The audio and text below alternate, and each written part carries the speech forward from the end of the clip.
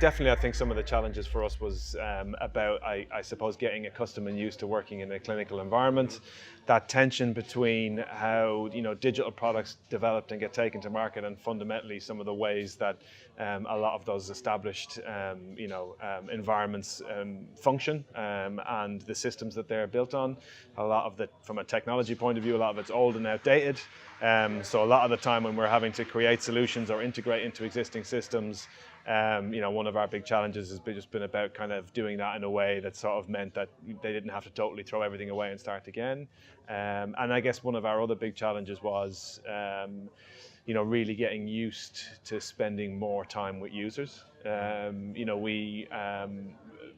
fundamentally that powering really a lot of what we do, and a lot of the time doing that in some really simple, basic ways, like not necessarily developing kind of working prototypes or any of the ways that we might do in other sections, but different types of research, observing people, using kind of paper-based stuff, really getting people kind of accustomed and comfortable to a slightly new way of interacting with a service that they crucially need. So yeah, that'd be some of the lessons that we've learned. That's kind of really interesting because doctors are famous for not knowing about technology, and so when you bring great ideas to them, they don't really grasp what the kind of application is until they actually see it sometimes in practice and how it will change clinical experience. It's very hard, and it's very hard to go to doctors and say, what do you want us to build for you? Because they just don't know those opportunities. Exactly, And so it's great that you're doing that. So I mean, you brought up a really good point, which is that investment that's already in place being a big frustration. I think we see that a lot with our pharma clients because they've spent millions and millions and millions of dollars building great content, building great functionalities that no one actually uses, right? That doctors are not going to websites typically, are not using apps. Same thing with consumers and patients, right? And so one of the barriers we've always had is this going to be like that? And we say no, that messaging isn't about building new things. It's about getting people to the things that you've already invested in, which I think is a really exciting part. And the reason you get people there is because you can intercept them with conversations, and during the conversations then lead them to existing digital resources, which is very powerful. I think on our side, the biggest barrier that we've had and faced with pharma, our industry, has been the concept of AI.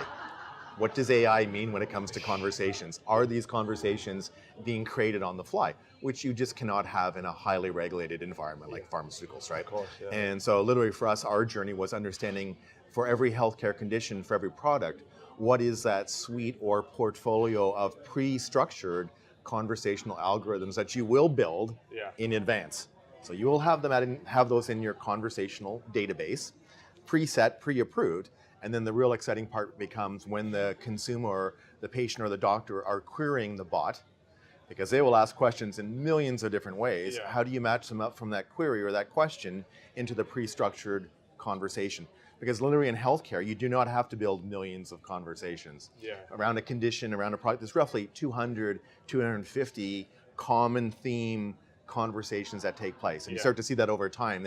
They group and they cluster down to those. But pharma and industry is very afraid because they don't want conversations generated on the fly. But in actual fact, you don't have to do that. In actual fact, most of those conversations exist because they've done FAQs, right? They have great call center info. They know what their customers are asking. Now it's an opportunity to create those answers through conversations that are available all the time. So shockingly, I would say that this new channel for me selling into industry has been less of a barrier than any other one.